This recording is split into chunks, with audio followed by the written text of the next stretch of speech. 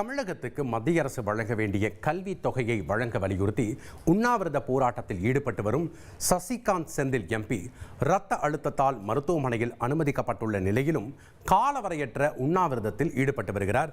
இது குறித்த கூடுதல் தகவலை செய்தியாளர் பாலாஜி வழங்கிட நாம் கேட்கலாம். வணக்கம் பாலாஜி. தற்போது சசிகாந்த் செந்தில் எம்பி உண்ணாவிரத போராட்டத்தில் ஈடுபட்டு வரார், விவரங்கள் என்ன? திருவள்ளூர் மாவட்டம் திருவள்ளூர் நாடாளுமன்ற தனி தொகுதியின் தற்போது நாடாளுமன்ற உறுப்பினராக இருக்கக்கூடிய சசிகாந்த் செந்தில் அவர்கள் நேற்று முழுதும் கடந்த 29ஆம் தேதி திருவள்ளூர் மாவட்டத்தில் உள்ள காங்கிரஸ் அலுவலகத்தில் அவரோட உண்ணாவிரதத்தை தொடங்கினார். அதாவது தமிழகத்துக்கு வழங்க வேண்டிய கல்வித் தொகையை ஒன்றிய அரசு வழங்க வலியுறுத்தி இந்த உண்ணாவிரதமானது தொடங்கப்பட்டது. இது பல மாதங்களாக அந்த கல்வித் தொகை தமிழகத்துக்கு வரவில்லை. ஆகவே உடனடியாக அந்த கல்வித் தொகை வழங்க வேண்டும் என காலை உண்ணாவிரதத்தை அறிவித்து காங்கிரஸ் எம்பி சசிகாந்த் செந்தில் மற்றும் காங்கிரஸ் கட்சியினர் அந்த உண்ணாவிரதத்தை தொடங்கினார்கள்.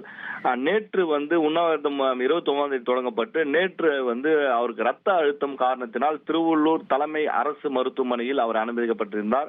அப்போது மருத்துவர்கள் அவரை சிகிச்சை அளித்து வந்திருந்த நிலையில் இன்று தற்போது அவர் ஒரு காணொலி மூலம் உரையை வெளியிட்டிருக்கிறார். நான் மருத்துவமனையிலிருந்தே மீண்டும் உண்ணாவிரதத்தை தொடங்குகிறேன். ஆகவே இந்த கல்வித்தொகை வழங்கும் முறை இந்த உண்ணாவிரதம் நீடிக்கும் என அவர் தானாகவே காணொலி மூலம் வீடியோ ஒன்றை வெளியிட்டிருக்கிறார். அந்த வீடியோவானது வைரலாகி வந்து கொண்டிருக்கிறது.